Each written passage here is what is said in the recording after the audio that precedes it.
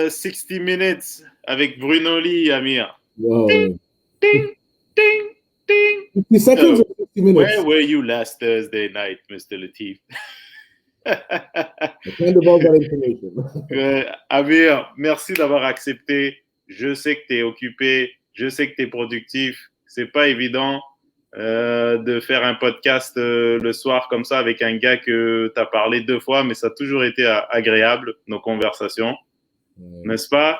On a toujours été... Absolument. Puis je tiens juste à mentionner que de toutes les personnes qui venaient faire des spectacles aux soirées d'humour dans le temps, tu étais une de mes favorites. Puis t'es une personne sincère et le fun à qui parler, fait que c'est le fun. Tu vois? Il y a des gens qui sont difficiles as people, mais comme toi, t'es genuine, fait que j'adore ça. Là, tu sais. Ah, merci, Amir. On a beaucoup travaillé sur sa personne, hein, tu sais, hein.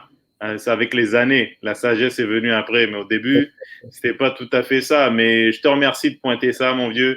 Et je te retourne le compliment. Mais Amir, toi, en fait, t'es agent immobilier? Courtier immobilier. Courtier immobilier. OK. Explique-moi un peu la différence de courtier et agent. Non, il n'y a aucune différence. C'est que ils ont changé. Avant, c'était un agent immobilier qui travaillait dans une maison de courtage. Maintenant, c'est un courtier immobilier qui travaille dans une agence. Il n'y a absolument aucune différence. C'est le terme qui a changé. No difference. OK. OK, bah c'est bon à savoir parce que, tu sais, apprendre quelque chose de nouveau, bah, c'est jamais trop tard, toujours utile. C'est juste le même terme, la même fonction, un autre terme qui est utilisé, quoi. Juste pour... Dans la génération de nos parents, ou avant 2010, en fait, tout le monde, c'était des agents immobiliers. Maintenant, c'est des courtiers immobiliers. Mais il y a des gens qui étaient entre les deux qui disent, OK, mais j'entends agent immobilier, j'entends courtier immobilier. C'est quoi la différence? Ben, absolument rien. C'est juste le terme qui a changé. OK. All right. Fait qu'en fait, je fais appel à toi parce que, ben, en tant que courtier immobilier, j'imagine que tu as regardé autour de toi. Wow. Tu as ouvert tes yeux, tes oreilles. Bro, j'ai pas ouvert mes yeux, man. J'ai jamais dépensé autant de gaz que ça. Ah ouais? Tu as dépensé beaucoup de gaz? Pourquoi? On court. Et tu sais, moi, je suis une personne, je travaille beaucoup avec les acheteurs. Puis en ce moment, dans le marché immobilier pour les acheteurs, c'est pas facile. C'est vraiment pas facile. C'est extrêmement difficile d'être un acheteur en ce moment.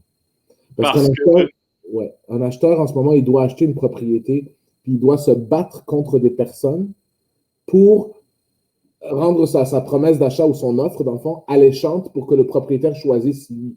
Chose qui n'existait pas il y a quelques années. Là.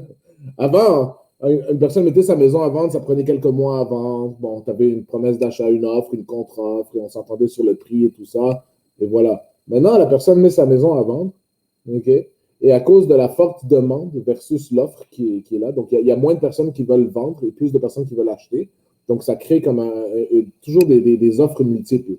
Donc, une personne met sa maison à vendre, ou son condo à vendre, son duplex à vendre, peu importe.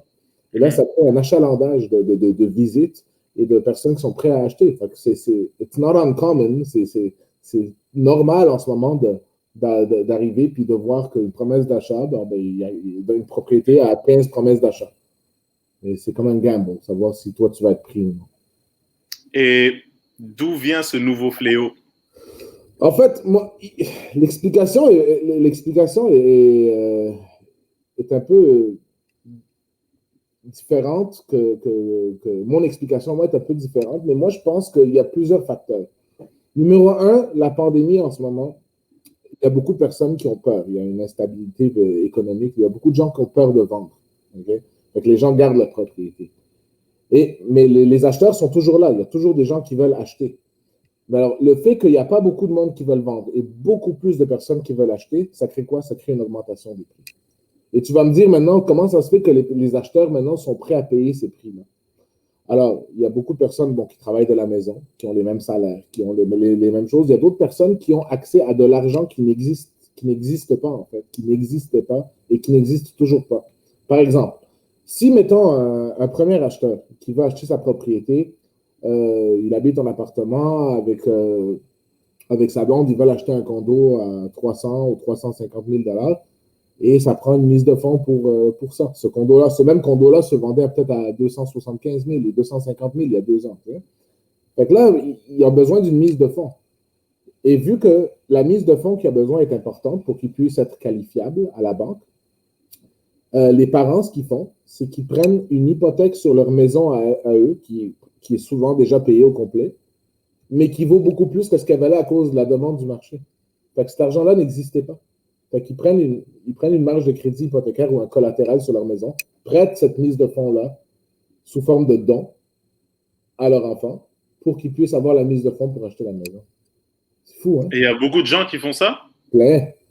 Pour les parents, ça ne change rien. It's money that they don't even have. They just take another mortgage on their house, comme ils prennent une autre hypothèque sur leur maison. Les enfants vont payer au moins l'intérêt du prêt de la mise de fonds, plus ils vont payer leur hypothèque, and that's it. Mais en fait, c'est les enfants qui se. Enfin, Donc, c'est l'enfant qui bénéficie de ce prêt qui rembourse le prêt, en fait. Il bénéficie de ce prêt, oui, parce que c'est le choix entre avoir une propriété ou ne pas en avoir une. Mais c'est assez difficile. Je vais juste expliquer une affaire, je vais te mettre en contexte. Par exemple, quelqu'un gagne 50 000 $ par année. Okay? Si la personne n'a pas de dette, n'a pas de dette d'étudiant, n'a pas de dette de voiture, whatever, il a accès à un prêt d'à peu près comme, more or less, là, j'y vais à l'œil, là, entre 280 et 320 000, okay? Selon, si le dossier est beau. Un prêt. Fait que si lui n'a pas vraiment de mise de fonds, puis le condo qu'il veut coûte 400 000, il a besoin d'un autre 80 000 pour aller chercher ce prêt de 320 ou 330 000. Fait que les parents, ce qu'ils font, c'est que vu que leur maison à eux, exemple, valait 500 et maintenant vaut 650, 700, mais ils prennent un 80 000 ou un 100 000, puis ils prêtent à leur enfant ou ils donnent sur papier, puis l'enfant rembourse quand il veut. Quand je dis enfant, ce n'est pas des enfants, c'est des gens de notre âge. Mais il rembourse à son propre rythme, il n'a pas d'entente avec la banque, il fait juste rembourser parallèlement avec son hypothèque, c'est ça? Exactement. Fait que ton hypothèque, c'est le premier du mois, tu n'as pas le choix. Quand tu es avec tes parents et tout ça, le paiement minimum, c'est juste l'intérêt. Et les taux d'intérêt sont tellement bas. Par exemple, si mettons, ton père te prête 100 000 $ sur sa maison, whatever, il te le prête, le taux d'intérêt maintenant, c'est comme moins que 2 là, en ce moment. Fait que, on parle de 180 150 $ par mois comme paiement minimum, juste l'intérêt. Fait que, tu sais, il peut juste continuer à payer ce 150 $ de plus, 200 $ de plus, whatever. Et lui, au bout de 2-3 ans, sa maison, à lui qu'il a acheté, elle vaut plus. Fait qu'il peut réhypothéquer sa maison et rembourser son père de cette façon-là. Tu comprends? Mais il n'y a pas un piège là-dedans à long terme? Ah, man, ça ne peut pas continuer comme ça. Ça ne peut pas continuer comme ça. Parce qu'à un moment donné, il y a une limite. Et là, en ce moment, il y a un wave qu'on pensait qu'il allait ralentir, mais qui ne ralentit pas. Ça continue à augmenter. Les gens ont besoin de se loger. Les gens ont besoin d'habiter quelque part. Il y a plein de gens qui je sais pas moi, qui veulent acheter leur première maison. D'autres personnes qui se divorcent et qui doivent chacun acheter un condo et vendre leur maison. Ou des gens qui veulent, qui ont une famille, qui ont un enfant de plus et qui ne peuvent pas rester dans un 3,5 ou un 4,5. Ils ont besoin d'un 5,5 et à ce prix-là, bon, ils sont mieux d'acheter une maison, même si c'est un peu plus loin que Montréal. Tu comprends? Montréal, parce que c'est le secteur de mon choix, là, mais les auditeurs, j'imagine, qui sont un petit peu partout dans la province. Mais c'est ça, donc c'est un peu plus difficile. Regarde, si tu regardes les statistiques, et c'est assez intéressant de voir ça, OK? Je vous ai marqué ici, en mars 2020, jusqu'en mars 2021, donc le mois de mars de l'année passée, puis le mois de mars de cette année-là, les ventes ont diminué dans les maisons de 7%. Et là, tu te dis, OK, mais ça va à l'encontre de... Je dis non. Les ventes ont diminué de 7% parce qu'il n'y a pas d'inventaire.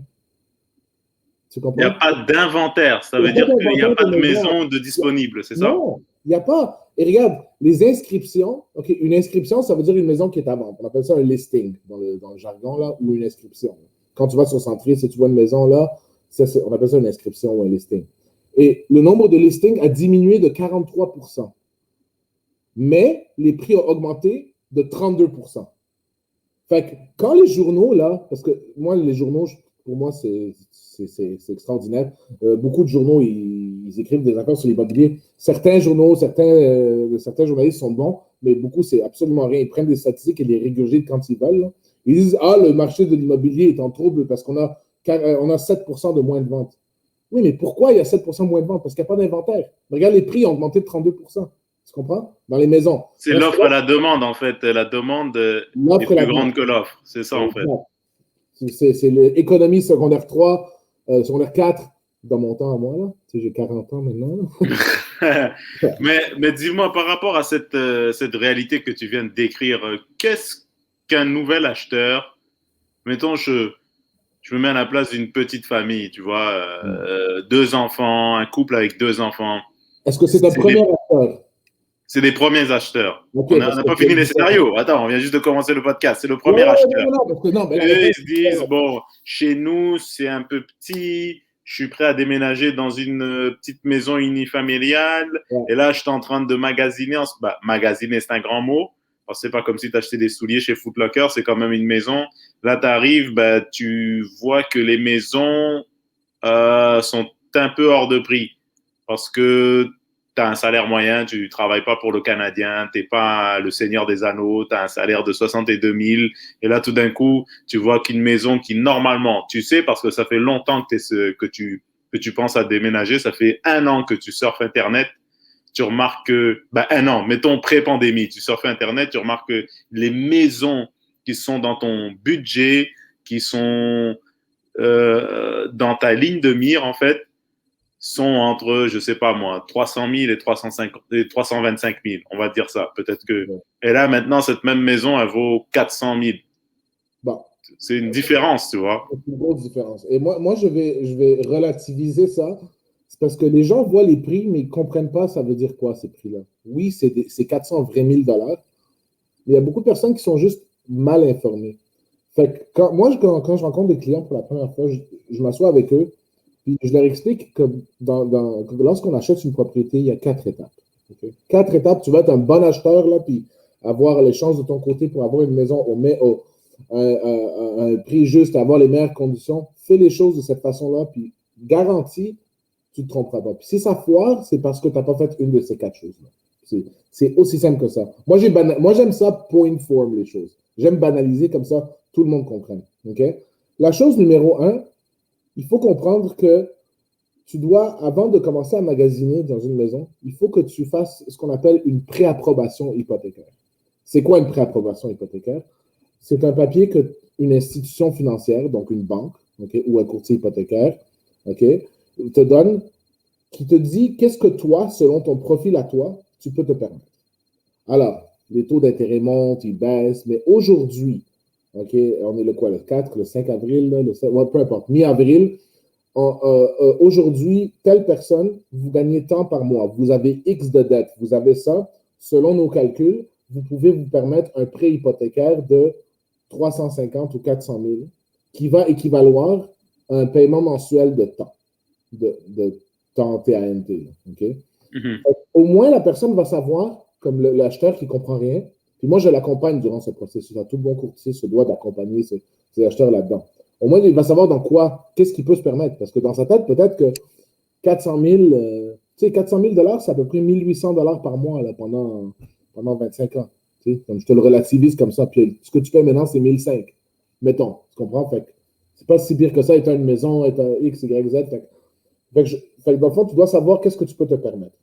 Numéro 2, numéro 1, toujours dans la préapprobation, le but d'avoir une préapprobation, c'est que tu puisses savoir qu'est-ce que tu peux te permettre et aussi, quand tu vas négocier une offre d'achat, tu vas voir le vendeur et tu lui dis, regarde, je suis prêt à prouver déjà. Fait au moins, ça le met en confiance que tu ne vas pas buster au crédit parce qu'il t'a accepté ton offre à toi versus une autre. Mm-hmm. D'accord. Il faut que tu mettes les choses de ton côté. Et en plus, quand tu vas à la banque ou à ton institution financière puis tu as ta préapprobation hypothécaire, ils te prennent un taux puis ils te le gèlent pendant 4 mois.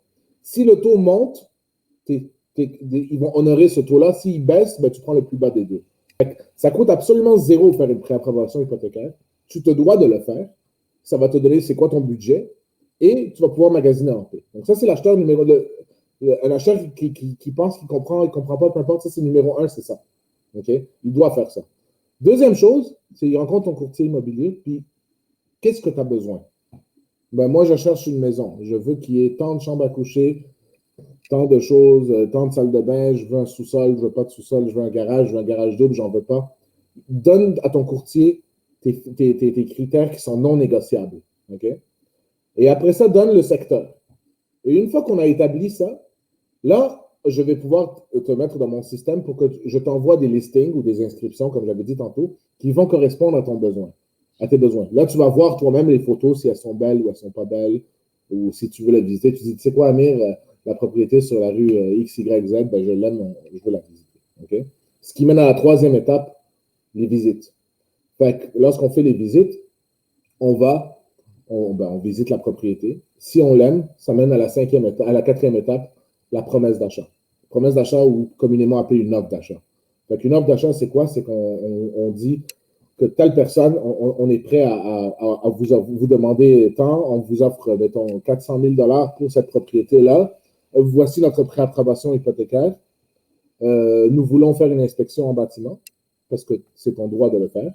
Okay? Et je suggère toujours d'en faire une. Quand tu achètes une maison, tu amènes un inspecteur pour être sûr que tout est correct. Okay? Une inspection en bâtiment, dans le fond, c'est comme une prise de sang. Okay? Ça te dit, bon, l'état de la propriété aujourd'hui, qu'est-ce qu'il y a, qu'est-ce qu'il n'y a pas, ou qu'est-ce qui manque. Puis si l'inspecteur juge qu'il y a quelque chose qui est très grave, là, tu as le choix d'appeler un spécialiste, d'engager un spécialiste pour voir si le programme est assez grave ou non, ou bien de te départir de la propriété complètement.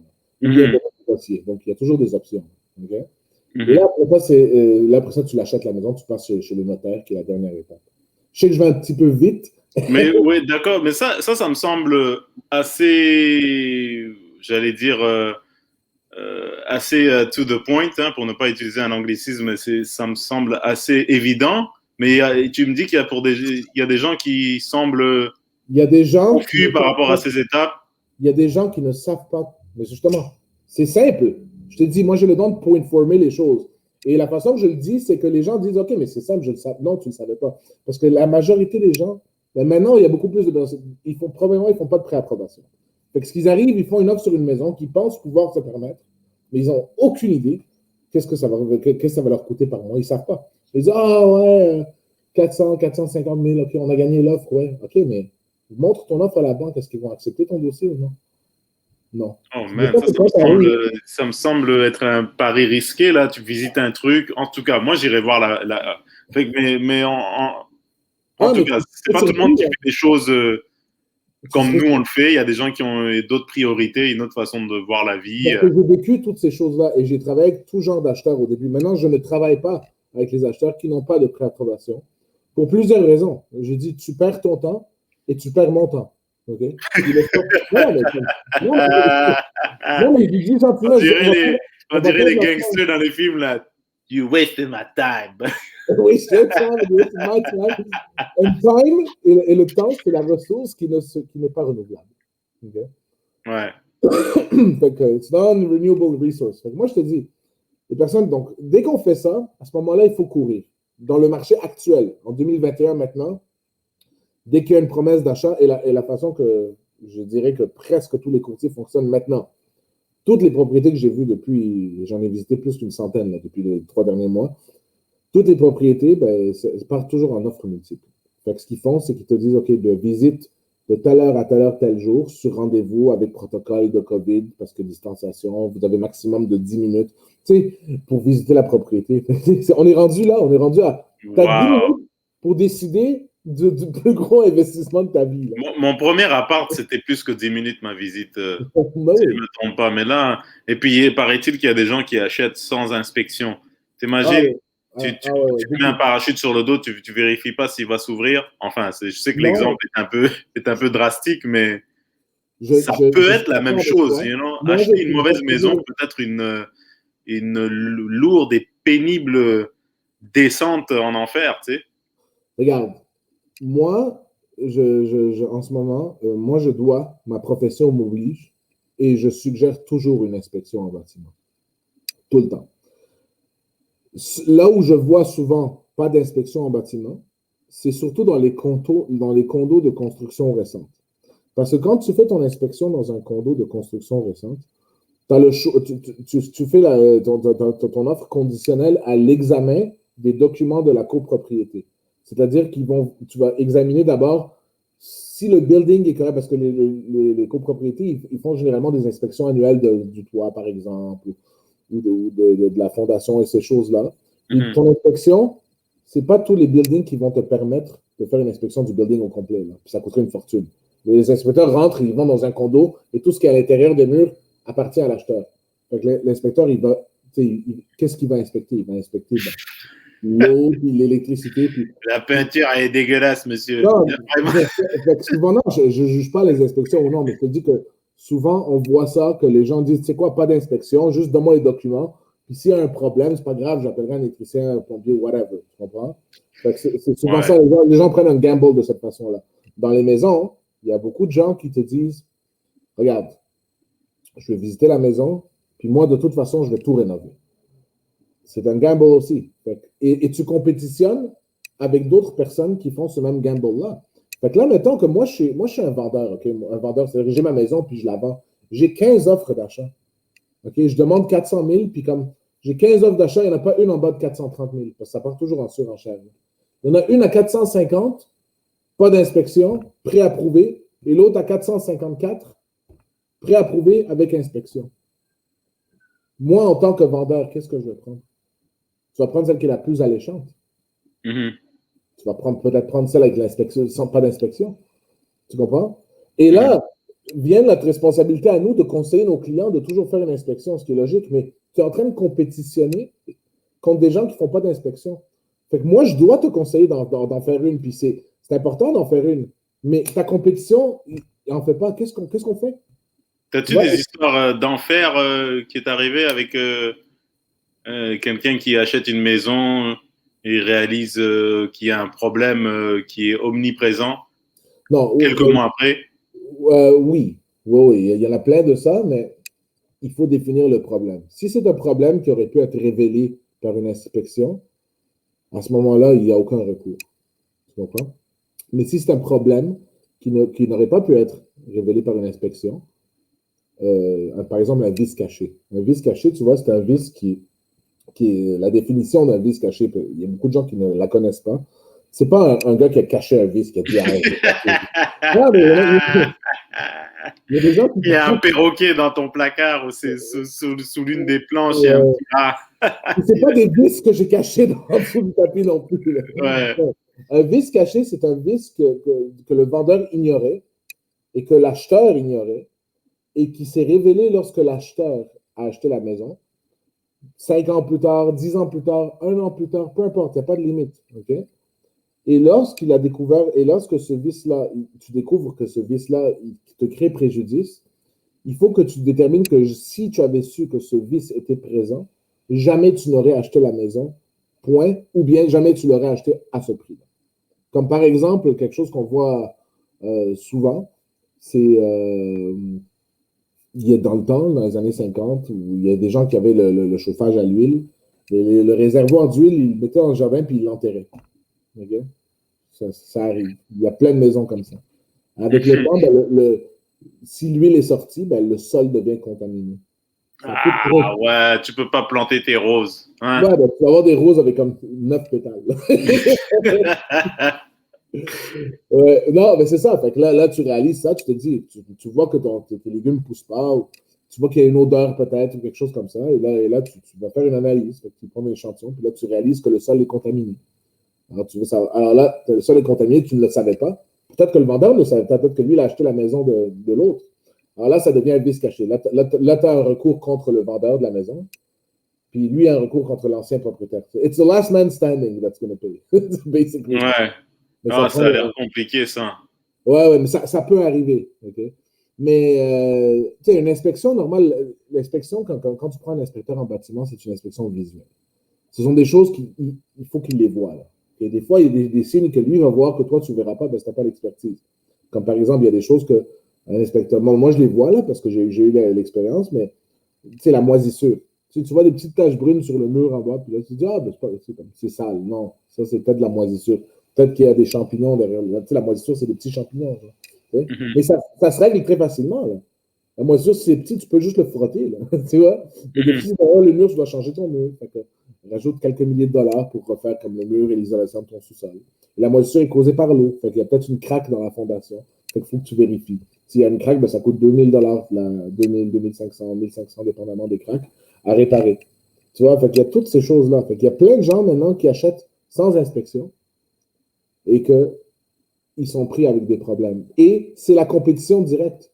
Puis, je ne blâme pas les vendeurs. Là. Le vendeur, il veut whatever's best for him. Là. Tu vends ta maison au plus offrant, moins de cassage de tête et tout ça. C'est vrai? Fait que tu compétitionnes avec ça, qu'est-ce que tu fais? Mais Donc, toi, si tu étais un vendeur, je veux dire, est-ce que, en fait, dis-moi si je me trompe, mais les vendeurs en ce moment qui sont genre pré-retraite, mettons, qui ont une belle maison en banlieue, ouais, ils sont à 5 minutes de la retraite, là, tu le sais. ouais. Maintenant, ça me semble idéal et je veux pas forcer qui que ce soit à prendre une décision. Moi, c'est juste mon opinion, Ok. basée sur mes Oh, observations. Il profiterait de cette pandémie pour vendre son bercail familial, ouais. surenchérer pour aller se payer un autre condo après parce que, anyways, il voulait déménager dans 2 ans. Oui, absolument. C'est pas idéal le timing? Le timing, écoute, les gens qui ont des maisons qu'ils ont achetées, là, regarde, moi j'ai commencé, ça fait 10 ans que je fais de l'immobilier, 9 ans et quelques, que je fais de l'immobilier. Quand j'ai commencé, je me rappelle, il y avait le secteur que j'aimais bien à Dollars des Ormeaux. J'aimais la localisation, j'aimais le genre de maison, on appelle ça des bungalows. Bungalows, c'est des maisons à un étage avec sous-sol, des fois sans sous-sol, mais souvent avec sous-sol. Moi, j'aimais ces maisons-là, puis dans ce temps-là, ça coûtait, pas rénové, 300, 290, 310 000, puis j'essayais d'économiser de l'argent pour m'acheter ça. Ces maisons-là, les mêmes maisons, les mêmes maisons, aujourd'hui, dans le même secteur, 700 000. 700 000 dollars. Ça a plus que doublé. Ça n'a pas de bon sens. Fait que, je sais Ça, pas où c'est du ça va business à aller. Pablo Escobar, ça. I don't know where this is gonna go, man. Mais tout ce que je te dis, c'est que la meilleure chose à faire que tu peux faire, puis et ça, c'est pas mon travail de courtier, c'est mon travail de, moi, je suis un gars de maths. Okay? Moi, j'aime ça, les mathématiques, puis je parle beaucoup avec des gens qui ont, tu sais, comme tu vois des gens de comme 30 ans, puis ils ont comme 20 blocs, puis tu te dis, Chris, comment ils font ces gens? Comment Ouais. ils ont tellement de blocs appartements? Ben, ça en prend un. Ça t'en prend un. Et une fois que tu prends, le marché, il monte un peu, tu rénoves un peu, tu fais augmenter la valeur, puis là, tu achètes l'autre avec le collatéral de celui-là. Une fois, deux fois, trois fois, quatre fois. Puis au bout de 25 ans, all this is yours. Tu te fais plusieurs millions de dollars, tu prends ta retraite, c'est bon truc. Mhm. Et tu peux faire ça à temps partiel.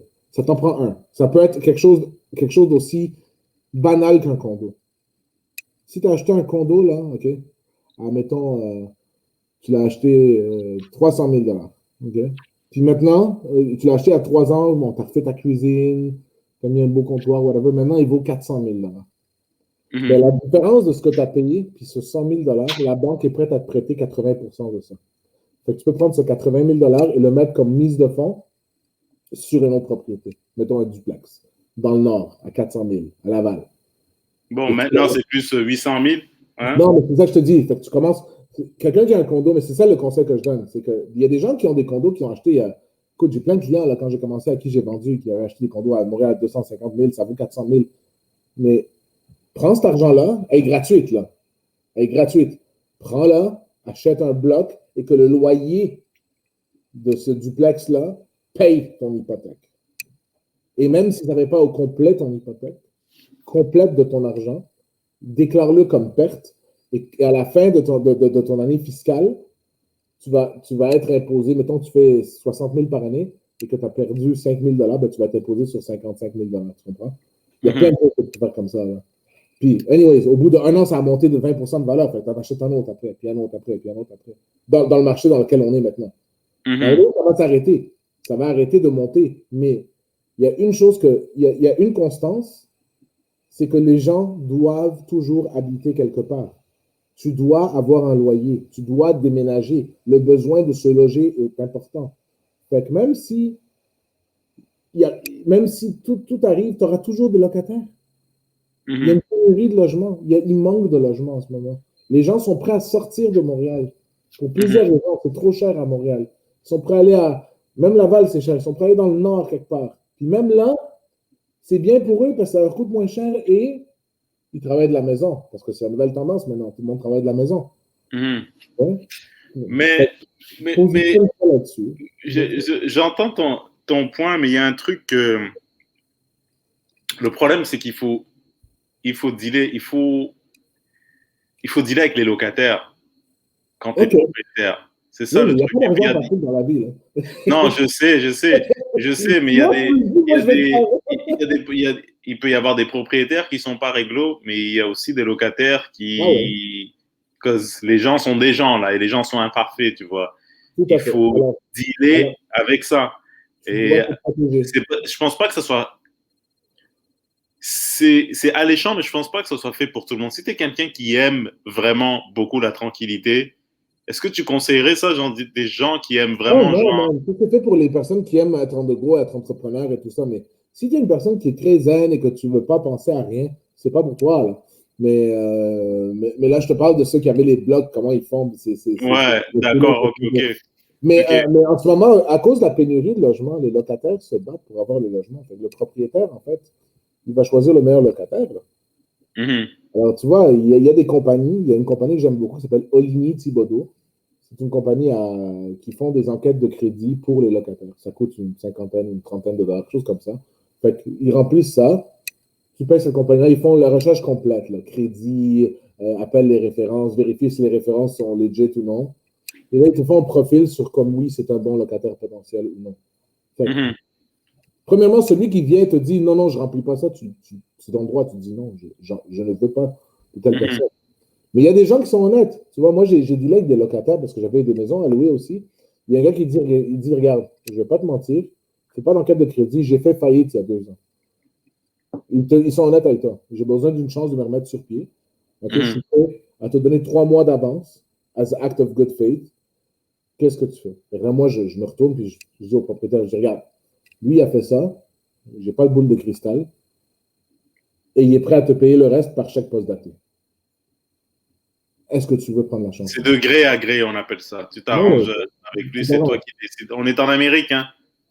Les C'est la loi de deuxièmes la chances, compétition, man. Mais si tu c'est as, si ça. t'as le choix d'un locataire de crème, puis un locataire, comme je te dis, crème, c'est-à-dire qu'il n'y a pas de mal de tête, bon crédit et tout ça. Tu sais, des bons locataires, il va y en avoir, là. Mais tu sais, les très bons locataires vont éventuellement devenir propriétaires, là. Tu vois ce que je veux dire? À un certain Ouais, moment. Pas tous, là, mais comme c'est ceux qui ont un super bon crédit, ils font beaucoup d'argent et tout ça, ben, c'est à leur avantage d'acheter. Il y en a qui n'achètent pas parce qu'ils ne sont pas bons avec sauver de l'argent. Ils font juste comme dépenser paycheck to paycheck parce que ils ont des choses à payer ou ils ont des choses à payer tout de suite. Ils ne peuvent pas se mhm. permettre d'économiser pour faire acheter une propriété. Mais Mhm. les moyens sont là pour le faire. Je sais que je parle beaucoup et que je suis très. Non, mais c'est fait pour ça. C'est fait pour ça. Mais, mais qu'est-ce que la famille moyenne fait alors dans ce marché? Est-ce qu'elle attend le temps que cette vague s'estompe? Regarde, ça prend 3 choses pour acheter une maison. Ça prend une Du preuve. fric, du fric, du fric. Le fric, c'est un. Ça prend une mise de fonds, ça prend un bon crédit et ça prend une preuve de revenu. OK? Fait que la famille moyenne, ce qu'ils font, c'est qu'ils achètent à deux. Fait que si, mettons, tu fais 60 000 et ta conjointe fait 60 000, ben ensemble, vous faites 120 000. Là, c'est plus intéressant d'acheter une maison à 120 000. Là, tu vas pouvoir aller chercher une maison à 500 600 000. Tu comprends? Mhm. Ça prend ça, mais ça prend le fric. C'est sûr, c'est ça le problème, c'est la mise de fonds. Et pour acheter une maison, si tu achètes en bas de 50 000 la mise de fonds minimale, c'est 5. En bas de 500 000, tu voulais dire, c'est ça? Ouais. Ben, OK. en fait, pour une maison, en fait, je vais rendre ça très simple. OK? Mettons une maison de 400 000 ou 450 000 et tout ça, c'est 5 le minimum de mise de fonds. Et tu as 5, tu peux mettre ce que tu veux après ça. Mais quand tu mets en bas de 20 tu as une assurance que tu dois payer Oui. qui Mhm. s'appelle la SCHL, OK, Mhm. qui coûte à peu près 4 points quelque chose pour cent, là, qui est Mhm. rentré dans ton hypothèque. C'est comme si quasiment tu mettais zéro. Tu vois ce que je veux OK. dire? Tu mets 500 000, mais tu mets 500, tu achètes à 500 000, tu mets 25 000 de mise de fonds, mais ton hypothèque 475, mais tu as 4 points quelque chose pour cent d'assurance que tu payes. C'est une assurance pour la banque, là. Au cas où tu ne payes pas, la banque est couverte. C'est toi qui payes leur D'accord. assurance à eux. C'est pas une assurance pour toi, là. Non, C'est non, pour c'est au cas où, je sais pas, eux. moi, il t'arrive un truc, tu n'arrives plus à payer, ben eux, leur prêt, il est garanti. Ouais, Il mais est ta maison validé. est saisie pareil. Tu vois, c'est ça le problème. Voilà, exactement, oui. Toi, Ça t'es dans change la merde. rien, ça change rien. Ça va changer ta réalité en tant que propriétaire, c'est sûr et certain, mais eux, Voilà. C'est l'assurance que tu payes toi, mais si tu payes pas la maison pour X raisons, ils Ouais. peuvent la saisir et le prêt, il est baqué avec Il est cette bon. assurance. Ça prend du temps. Là. Tu sais, les banques, avant de saisir, parce que les banques ne sont pas dans la business de saisir des maisons. Tu sais, si tu ne payes pas un mois, ils vont t'envoyer une lettre. Ils vont dire que tu es correct. Puis après ça, Ah, au tu lieu as de encore un coup. ouais, au bout Ouais. de 2 mois, ils vont dire ouais, écoute, on va te laisser. Tu sais, au bout de quelques mois, ils vont t'envoyer un avis de 60 jours de settle up your debt to date. Ou sinon, ils Mhm. entament les procédures de saisir de la maison. Puis là, ça prend du temps encore. C'est pas immédiat. Il faut qu'il y ait un jugement et tout ça. Fait Mais que, même à ça, tu veux pas en arriver non, là. tu peux Man. pas. Non, Si parce les que gens sont dans cette situation, ça doit être émotionnellement et psychologiquement très, très stressant. mais écoute, dans ces situations-là, au pire des cas, avant, avec le marché comme là, Exact. Et tu recommences tu à zéro recommences. après plus tard. Tu as payé toutes tes dettes, tu recommences à zéro, that's it, là. C'est fini. Tu n'as Ouais. plus de stress. Là. Au Mais pire, est-ce que tu penses que pour ne pas te couper, excuse-moi, hein, est-ce que tu penses que les prix des maisons vont descendre à un moment donné? Ou c'est c'est la nouvelle réalité, je pense que c'est la nouvelle réalité. Et je pense que les taux d'intérêt engendrée par la pandémie? C'est ça? engendrés par la pandémie et le fait qu'il y a beaucoup d'investisseurs étrangers aussi. Il y a beaucoup de gens qui viennent d'autres pays et qui achètent ici parce que c'est pas cher. Puis ils attendent. Pour eux, pour ne pas catégoriser les gens et peindre les gens avec le même pinceau, comme on dit en anglais, paint the people with the same brush. Il y a beaucoup de millionnaires en Asie. Ouais. Et la classe moyenne même la classe moyenne, la haute classe moyenne est en pleine expansion en Ouais, Asie. ouais, ouais, absolument. Donc, quand Même ils en viennent Amérique, là. à Montréal, en Même en, Amérique, exact, aux States, là, les plus chers, les plus riches aux States, c'est les Asiatiques et de l'Europe. et quand ils envoient, mettons, leurs enfants à Montréal pour étudier, ben, eux, ils sont malins. Je veux dire, au lieu de payer un loyer, ben, ils disent, ben, je vais acheter une propriété. Mon fils va vivre là-dedans. Et on la vendra, si on veut, à tant nombre d'années plus tard. Voilà. Mais au moins, pendant ce temps-là, il a une propriété à lui. Et si sa sœur, après, qui est 4 ans plus jeune, veut venir étudier, ben, il y a un endroit où aller. Exactement. Ça Et m'arrive. j'ai remarqué que ça se fait de plus en plus. Ah, man, ça se Parce faisait. que pour le Québécois, un condo à 300 000, quand je dis le Québécois, la personne qui habite au Québec, qui vit au Québec, qui a un salaire du Québec, Un Québécois. il peut pas compétitionner avec Non, les étrangers fortunés. c'est Et ça. c'est ce C'est qui se pour ça passe que à Vancouver, c'est ce qui se passe à Toronto. ben, ils ont commencé à mettre des taxes supplémentaires pour les investisseurs étrangers pour dissuader l'investissement étranger dans ces villes-là. Est-ce que ça marche? Ben, je pense que oui, parce que ça a stagné. Mm-hmm. Ça monte un peu, mais l'augmentation n'est pas aussi accrue que maintenant à Montréal. Je pense qu'à Montréal, on voit maintenant ce qu'on voyait à Toronto il y a comme 5 6 ans. Tu vois? Alors là, C'est. Yeah.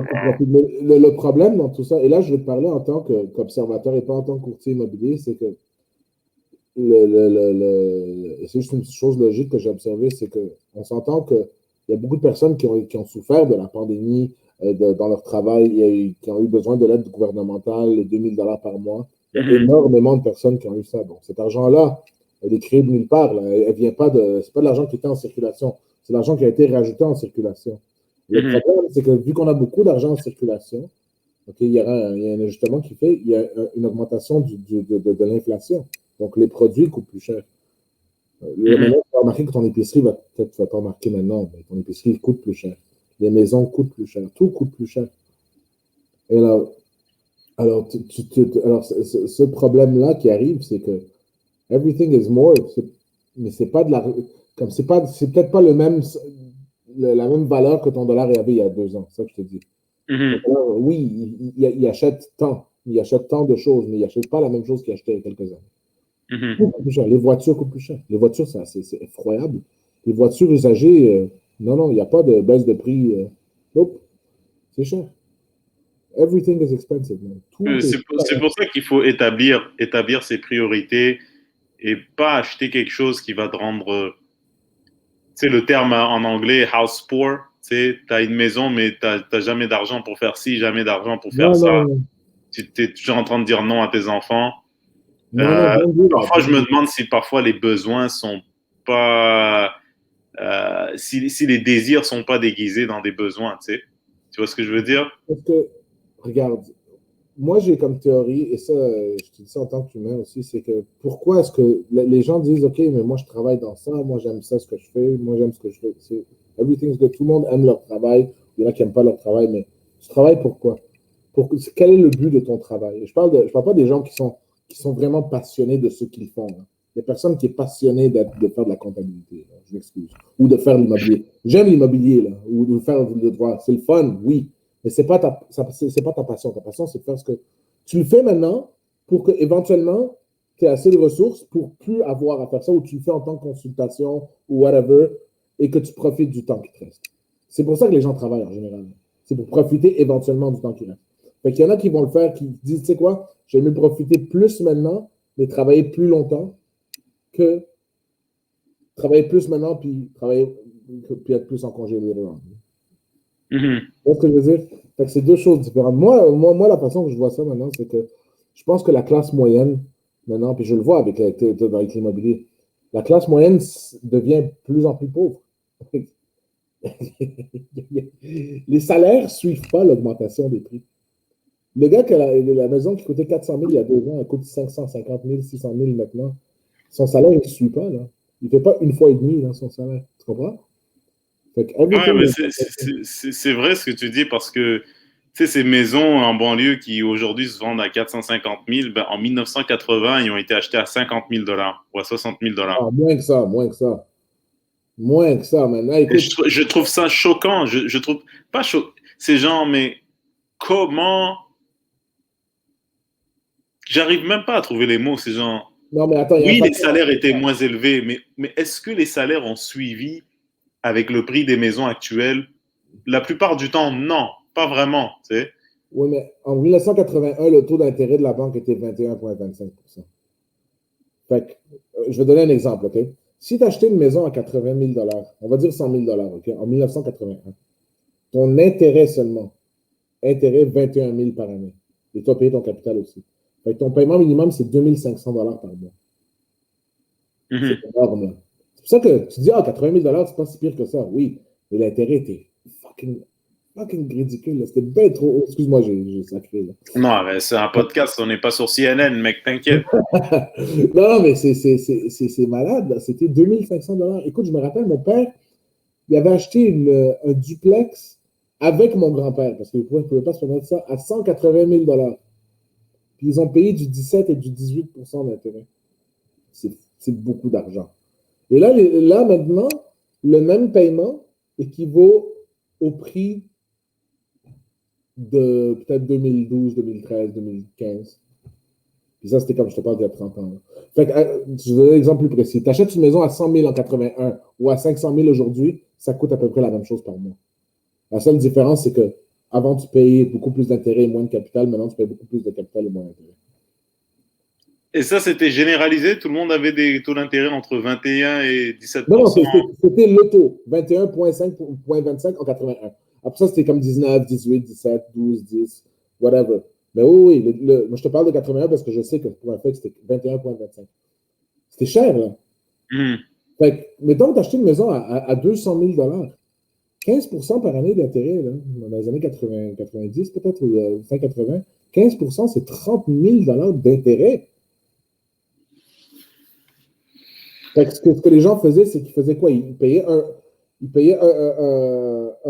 an d'intérêt et ils essayaient de s'emprunter de l'argent pour essayer de baisser le capital pour payer de l'intérêt sur moins. Et c'est pour ça que tu avais les cartes de crédit qui étaient apparues là, à 0% de transfert de solde. Ils en ont profité parce que tu fais 0%, mais tu sauves un 15%. Mais c'est ça. Mais si les gens étaient malins, ont été malins, c'est qu'ils ramassaient de l'argent, comme tu dis, pour payer ce 40 000 dollars de prêt pour plus avoir d'intérêt. Exactement. Et au pire des cas, tu payes, au bout de 5 ans, bah, ton prêt est descendu à 50 000 mais ce que tu peux faire, c'est que tu peux le remettre sur un autre 25 ans. Fait que ton paiement diminue. Fait qu'au moins, t'es relieved a little bit. Tu comprends? Ouais. Ah, mais non, non, non, C'est effectivement un peu difficile là, pour ça. Mais il faut prendre les choses en perspective. Dans ce temps-là, les salaires étaient pas hauts. Mais moi, je te parle maintenant il y a 2 ans, il y a 3 ans maintenant, le taux d'intérêt, c'est plus ou moins 1%. C'est pas ça qui fait la différence. Mais les salaires ne suivent pas le prix des maisons. Tu n'es pas payé plus quand tu travailles dans une compagnie en ce moment. Parce que tu as acheté une maison et ils vont pas t'augmenter parce que tu as un condo à 600 000. Ouais. Ouais, ils ne vont pas t'augmenter pour justifier ton achat de condo. Ils vont t'augmenter peut-être ou des bonus ou whatever, mais ça ne suit pas. En termes généraux, c'est sûr qu'il y a des exceptions, mais ça ne suit pas. C'est pour ça que moi, si les gens ont une propriété, déjà, c'est beaucoup plus facile pour eux parce que tu vas vendre. Si mettons, tu es déjà propriétaire et tu veux acheter quelque chose d'autre, et que tu veux déménager, fait que tu dois vendre pour acheter. Oui, tu vends plus cher, tu achètes plus cher, mais tu vends plus cher. So you're okay. Mais c'est les premiers Ouais. affaires maintenant, c'est plus difficile. Il faut être créatif. Et c'est pour ça que je te parlais de l'affaire des parents au début qui prêtent l'argent à leur enfant dans cette optique-là. C'est. Et donc, tu dirais que en fait, la pandémie, c'est the new reality. Il n'y a pas en 2022, Oh, les gens non, vont dire ah c'est trop cher, ça peut pas continuer comme ça. Revenons à des prix raisonnables. ben, vas-y logiquement, OK? Mettons qu'il y a une maison puis il y a comme une vingtaine d'offres d'achat sur la maison. Ben, tu as 19 autres personnes qui l'ont pas eu, la maison. Il faut qu'ils déménagent. Là. La prochaine maison qui est là et que tu vas vider, ils vont revenir vider contre toi. Tu comprends? Ouais. On a 50%, on a beaucoup plus de demandes, puis on a 43% de moins de listings, d'offres. Et dans les condos, la statistique est différente. Okay? Dans les condos, les prix ont augmenté de 21%. Mars l'année passée à mars cette année. Les listings ont augmenté de 20% et les ventes ont augmenté de 27%. Même les condos se vendent en surenchère dans beaucoup de cas. Si le condo est localisation parfaite et tout ça. Fait que si tu es dans l'esprit de je veux ma maison en campagne, mais je suis prêt à faire un sacrifice d'un condo pendant genre 2-3 ans juste pour comme profiter de l'augmentation du prix et acheter plus cher plus tard, whatever. You have to go baby steps. Tu peux pas, à moins que tu as beaucoup d'argent, tu peux pas aller acheter ta maison à 1 million maintenant. Si tu as une personne, commence petit. Mais commence comme tu as sauvé comme 10-15 000 dollars. Ta copine aussi, les parents peuvent prêter un autre 20 000, ok, tu as 60 000, tu peux mettre comme mise de fonds, acheter un condo à 300 000. Tu commences comme ça. Tu vas eu 2-3 ans après ça, tu vas voir que ton condo vaut plus. Tu as rénové un petit peu la cuisine, ça augmente de valeur de 100 000 dollars, mettons. Puis là, tu revends ça, puis là, tu as comme un 100 000 dollars que tu n'avais pas avant. Puis là, tu vas acheter une maison à 500 000, mettons. Puis là, tu vas petit à petit. Mais faut pas, les gens voient des montants de comme 400, 500, 600 000 dollars. Puis ceux qui savent pas, ils vont dire, oh, jamais je vais me payer ça. Non, mais non, c'est pas comme ça. Il y a un gars, là, je me rappelle de ce gars-là. J'étais dans un bar karaoké, puis moi, j'aime beaucoup le karaoké. Là. Et je me fais des amis dans les bars. Puis il y a un gars qui me disait, ah, j'aimerais tellement ça m'acheter un condo. Et je dis, ben, OK, est-ce que tu travailles? Je dis, ouais, je travaille pour telle compagnie, c'est une grosse compagnie. Là. Je suis comme, OK. Pourquoi tu l'achètes pas? Ben, je sais même pas comment ça marche, ça a l'air compliqué. Je suis comme, non, non. Non, non, non, non, non. Assoyons-nous. Là. Et là, j'ai fait les maths, puis son dossier était tellement simple, mais il ne savait pas. He didn't know the information. Il ne savait pas. Il pensait qu'il savait. Il y avait une idée préconçue de ce que, il voit des montants comme ça, jamais je ne peux me permettre ça, puis non, non, non. Puis non, non, les maths sont simples. Le conseil que je donne à tout le monde, c'est comme contacter un courtier, genre, pour vrai, comme un bon courtier, là, whoever, qui assoyez-vous avec lui et dis-lui, est-ce que je peux me permettre quelque chose, comme avec ce que j'ai maintenant, voici ma situation, j'ai tant de dettes, ou j'ai tant d'économiser, je travaille à tel salaire, ou je suis entrepreneur indépendant et que je déclare tant, whatever, comme contactez quelqu'un, faites les recherches, parce que la différence entre être propriétaire et pas être propriétaire, c'est peut-être la différence entre avoir une retraite 10 ans plus tôt et pas l'avoir plus tôt. Tu vois? Comme ça que moi je oui. Si tu oui, parce que c'est un investissement. Ben oui, c'est un investissement, mais c'est un investissement duquel tu profites. Comme moi, j'ai acheté un condo il y a 4 mois et demi. Okay? J'ai acheté ce condo-là, puis tu m'avais dit que j'allais en parler, je vais en parler un petit peu. Puis moi je l'ai acheté, puis je veux vivre dedans. Okay? Ce n'est pas pour un investissement. Oui, c'est un investissement en me, mais je l'ai rénové comme je le trouve beau. Ça m'a pris beaucoup de temps à le rénover parce que pandémie, COVID, condo, règlement pour le bruit, là, combinaison de tout ça, c'est de la merde. Ce que j'ai fait, c'est que J'ai tout fait ça, puis là, je profite de ça. Et là, maintenant, la banque, j'ai été voir la banque, puis à cause des rénovations que j'ai faites, ils sont prêts à me réhypothéquer et me donner une valeur beaucoup plus élevée que ce que j'ai acheté. Même avec les rénovations que j'ai mis, parce que j'étais smart, je les ai fait comme moi-même, avec comme une équipe de personnes que je connais, mais ça vaut plus que ce que j'ai dépensé. Avec cet argent-là qui n'existait pas, je vais pouvoir la placer, qui n'est même pas mon argent à moi, et si je veux, acheter comme un bloc, un duplex ou un triplex, puis let it pay itself avec le temps. Puis c'est ça le but. Et j'ai commencé avec un condo. Il y a des gens qui commencent avec d'autres affaires. En tout cas, j'ai déjà eu des maisons avant ça que j'ai revendues, là, mais c'est une autre histoire. Mais comme là, c'est ma propriété maintenant. Fait que je me dis, OK, this is my baby. I'm going to live in it, and I'm going to remortgage it. I'm going to buy something else. One, two, three. Puis là, tu le fais de cette façon-là, si tu veux faire ça. Mais il y a des gens qui ont cette chance d'avoir des maisons qui sont semi-payées ou qui ont une haute évaluation, qui ne profitent pas de cet argent-là qui est gratuit. Et tu n'es pas obligé de l'utiliser pour ça. Tu peux le prendre et la mettre dans tes réels. Tu vois ce que je veux dire? Oui, tu la mets dans tes REER, mais c'est un prêt quand même. Il faut le rembourser. C'est gratuit. C'est gratuit, mais l'intérêt est tellement bas, mais tellement bas. On parle de 1 point quelque chose pour ça. Ça, c'est ce qu'on appelle ça, des Anglais, les Américains, ils appellent ça HELOC, Home Equity Loan. Home Equity, ouais.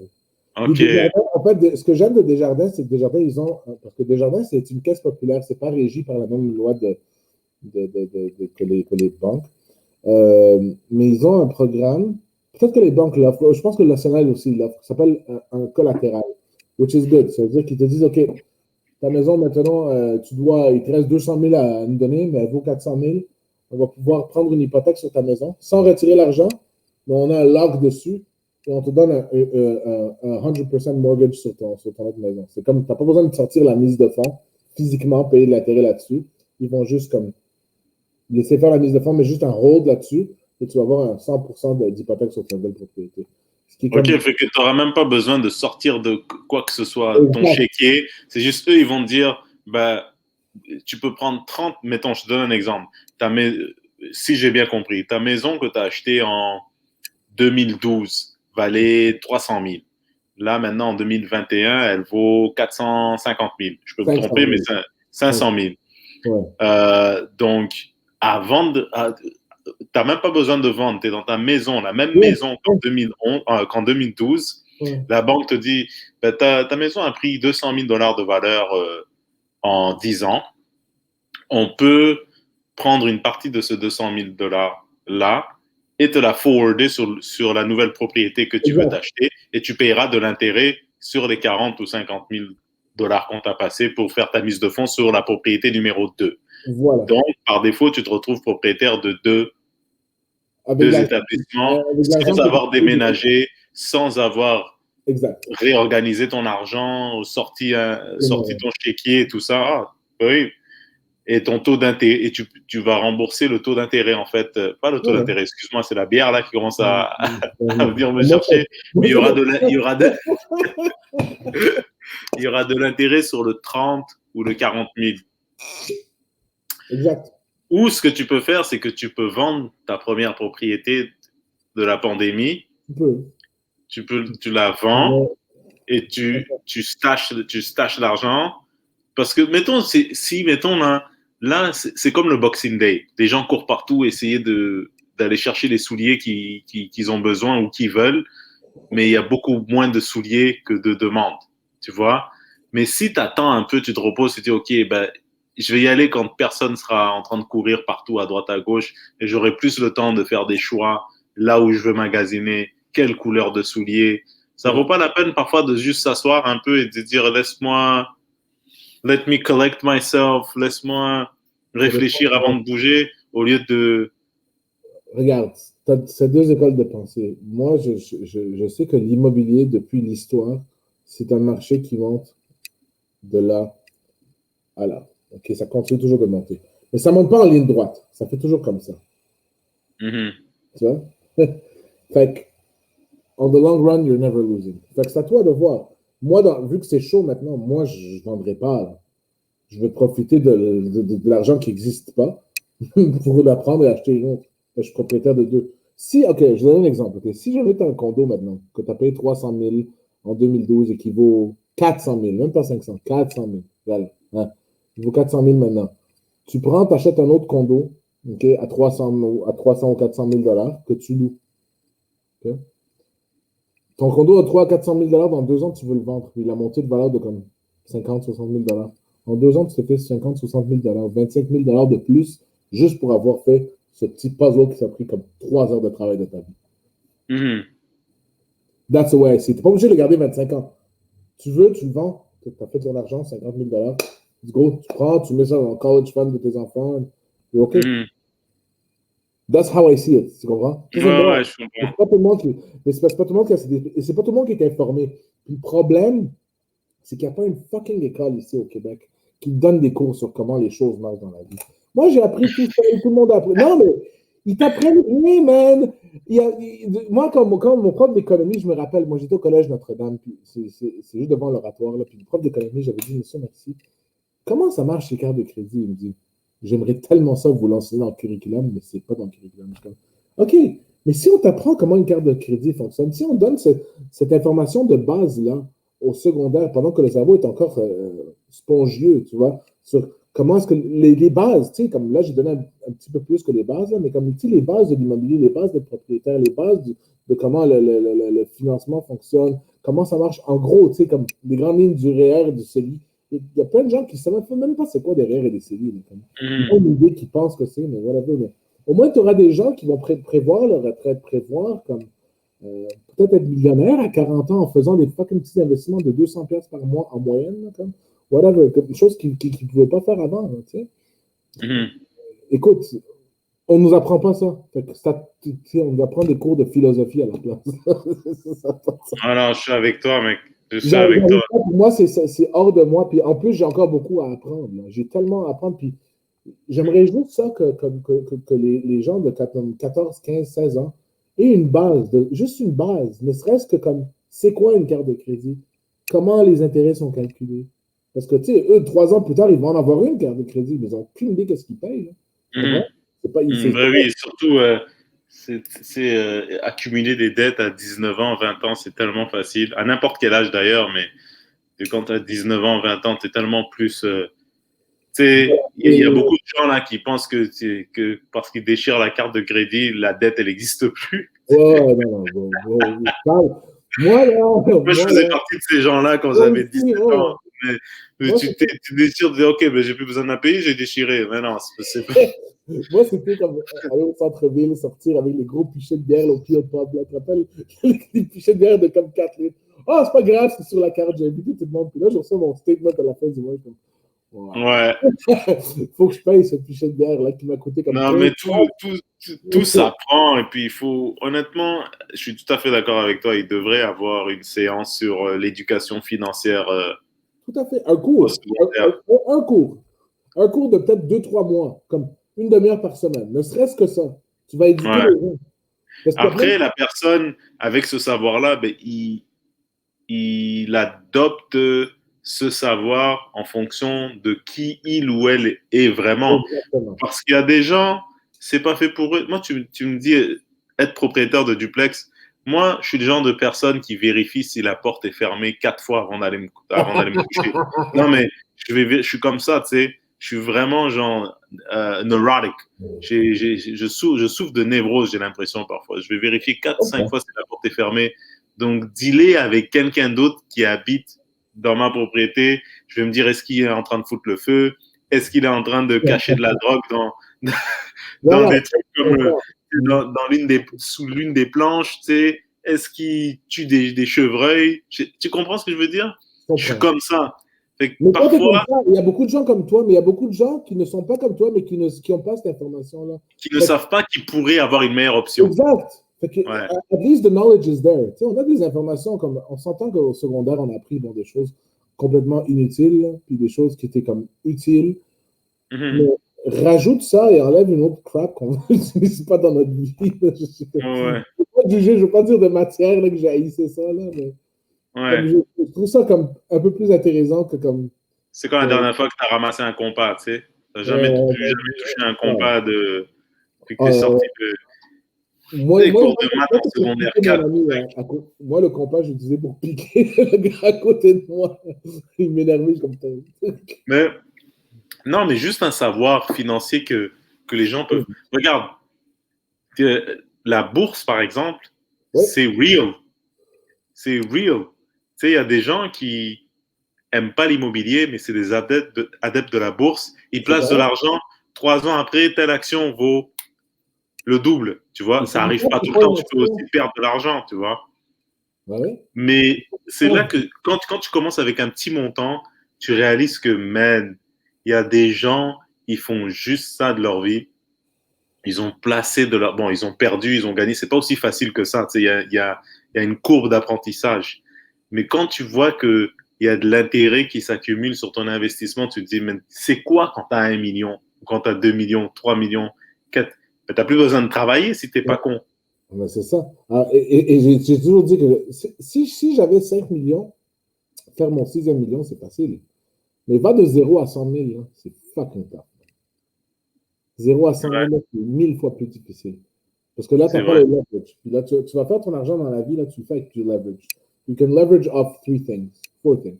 You can leverage off your own money, c'est comme l'effet de levier. Tu as déjà de l'argent, tu places ton argent, tu collectes de l'intérêt, c'est correct. Fait que c'est pas toi qui travailles, c'est ton argent qui travaille pour toi. Tu peux faire du leverage aussi avec de l'immobilier. Tu achètes une bâtisse, les gens payent le locataire, tu as l'effet de levier, c'est correct. Puis tu as du leverage off un système qui marche pour toi. Par exemple, ceux qui ouvrent des. Et ça, c'est une grosse phase maintenant, puis il y a plein de gens qui s'enregistrent avec ça, qui ouvrent un site internet qui vend des produits qu'ils ne voient jamais, là, qui sont le middleman. Ils font leur brand et comme. T'achètes le Amazon, genre, non?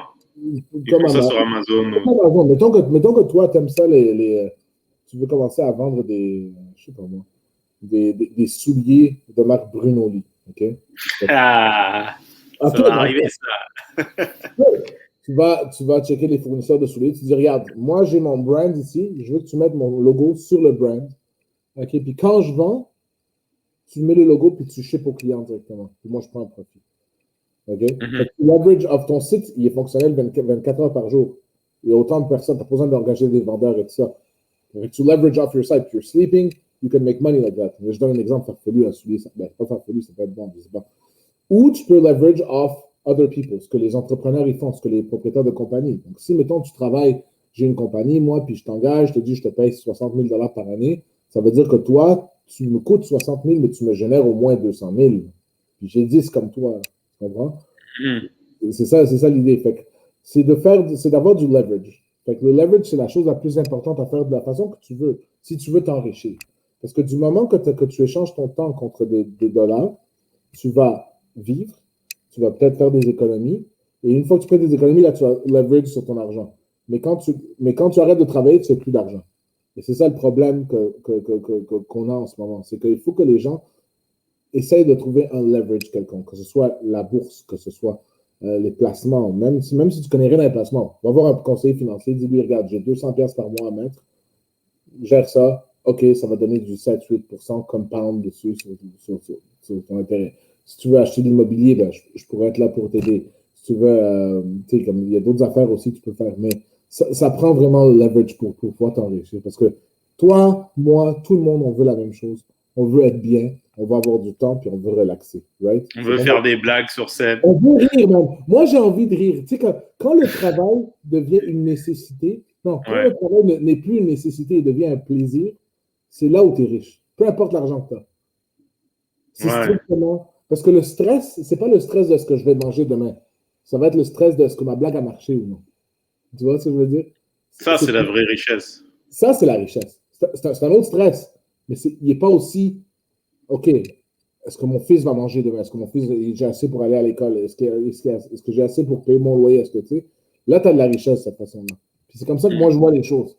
Puis c'est comme ça que je pense que si jamais, comme, admettons que tu gagnes la loterie, là, tu gagnes 10 millions de dollars, qu'est-ce que tu ferais? Ben, il y a des gens qui vont faire comme toi, tu ferais de l'humour parce que toi, tu aimes ça, là. Tu ferais peut-être quelque chose de relatif à l'humour, tu le ferais d'une autre façon, whatever, mais le stress que tu vas avoir ne va plus être le même stress parce que tu n'auras plus ce besoin de répondre à tes besoins primaires, donc te loger, manger, vêtir et tout ça. Là, tu vois, tu vas voir, it's out of the way. Ça va être un autre genre de stress. Ça va être un stress qui va être comme un challenge. Ça va être le fun. Là, ça va être beaucoup plus agréable. Fait que c'est dans cette optique-là que moi, je vois les choses. Mais je pense que si j'ai un conseil à donner à tout le monde là, avant qu'on termine, c'est que informez-vous pour de vrai, comme n'importe. Informez-vous. Si ça vous tente de faire de l'immobilier, appelez un expert. Ça vous tente de placer de l'argent comme à la bourse, appelez un expert. Si vous ne connaissez rien, appelle un expert, lui, il va t'expliquer tout. Pour de vrai, informe-toi parce que c'est pas à l'école qu'on va apprendre ça. Là. À moins que tu étudies en finance. Hein, c'est ce que je veux dire. Ouais. Après, l'expert, c'est pas expert, ça veut pas dire crosseur, ça veut dire aussi quelqu'un qui aime son boulot, qui aime les gens, qui aime ce qu'il fait, Exact. qui a des principes, des valeurs et qui veut juste te guider en se servant de son savoir même, de son Ben oui. savoir, parce que il y a rien de plus plaisant que de voir quelqu'un qui améliore son quotidien grâce à la confiance qu'il t'a accordé, qu'il ou elle t'a accordé Tout à dans fait. ce que toi tu aimes faire. Il n'y a Et que, rien qui me fait plus plaisir à moi, et pour de vrai, que quand je prends quelqu'un, comme le gars que je t'ai parlé tantôt, quand je suis comme, oh my God, you don't know what you have, puis là, je lui explique, puis il est comme, là, il m'appelle, il me dit, oh, ça vaut 100 000 de plus, mon condo, jamais j'aurais cru avoir cet argent-là. Je suis comme, je sais, good, je suis content, comme, je suis content d'avoir comme lit the spark dans le domaine que moi je connais, tu vois, mais il y a 1 million de domaines. Là, comme, il y a des gens qui ne savent pas ce qu'ils font. Ils font de l'argent, ils gardent leur argent dans leur compte chèque, puis c'est ça. Ils me disent, ah, j'ai sauvé 7 000 par année. Oui, mais ce 7 000 aurait pu devenir 15 000 si tu l'avais fait discrètement. absolument, Ils ne savent absolument. pas. Puis, Ouais. Non, mais regarde, les investissements, ça va être pour un autre podcast. oh, Mais tout ça pour dire que non, pour de vrai, man, il y a une autre manière. There is another way. yeah, Mais il faut surtout trouver le truc qui est approprié pour nous parce que c'est pas tout le monde qui. c'est vrai. Moi, je vois des activités que les gens font, les bitcoins et tout ça. Je respecte ça parce que c'est innovateur, c'est audacieux, mais je sais que c'est pas pour moi. Et puis si c'est pas pour moi, ben, je vais être angoissé. Et puis on veut Non, pas être angoissé dans la vie, tu sais. non, non. Regarde, mon angoisse, mon stress à moi, c'est un stress que je choisis. Les blagues, comment me faire, tu vois ce que je veux dire, comment m'améliorer, comment avoir tel ou tel show pour pouvoir, tu vois, avancer en tant qu'humoriste et Ben oui, professionnel. absolument. C'est- Et là, maintenant, ça doit être un challenge pour toi en ce moment. Parce que là, Oui, puis non, parce que j'ai la chance d'avoir quand même des. Parce que ce que j'ai appris, moi, c'était avant la pandémie, j'ai appris que il faut pas avoir des œufs dans le même panier. Il faut pas avoir tous ses œufs dans le même panier. très vrai.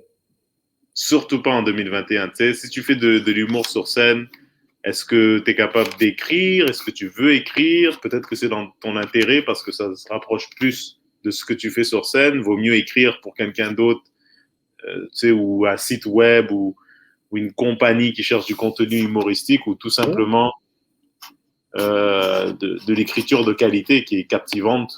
Peu importe, ça se rapproche de ce que tu veux faire, mais c'est une autre corde à ton arc.